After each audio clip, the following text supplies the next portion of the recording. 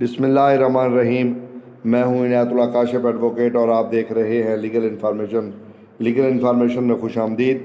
آج کا میرا موضوع ہے کہ اگر کوئی امپلائر کنٹریبیوشن کی رقم ادا نہیں کرتا یا کوئی شخص نان پیمنٹ کر جاتا ہے کنٹریبیوشن کی، جس تاریخ کو اس نے دینی تھی وہ نہیں دیتا، تو پھر اس کا کیا ہوگا؟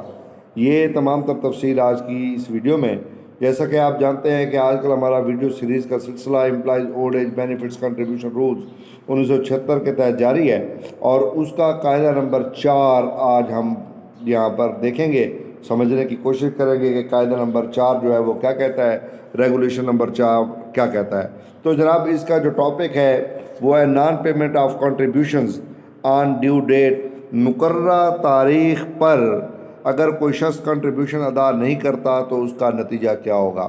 اف دی امپلائر، اگر کوئی آجر فیلز، ناکام ہو جاتا ہے to deduct the employees contribution اور pay contribution on due date, the amount payable shall be increased by 2% of such amount for every month or part of a month for which the amount is in arrears۔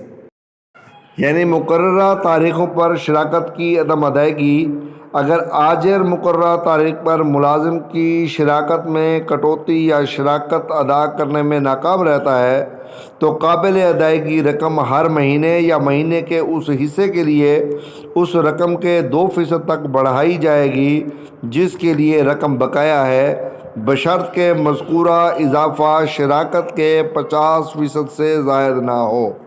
اب آپ کو یہ بات سمجھ آ گئی ہوگی کہ اگر کوئی آجر یا اجی جو ہے وہ ناکام ہو جاتا ہے آجر کنٹریبیوشن کی ادائیگی میں، تو وہ پیبل اماؤنٹ جو ہے وہ بڑھا دی جائے گی 2%، اور وہ ہر مہینے بڑھا دی جائے گی یا اس مہینے کی بڑھا دی جائے گی جس مہینے کی پیمنٹ نہیں کی گئی تھی، اور پھر 50% کنٹریبیوشن پر سے زیادہ جو ہے وہ نہیں بڑھائی جائے گی۔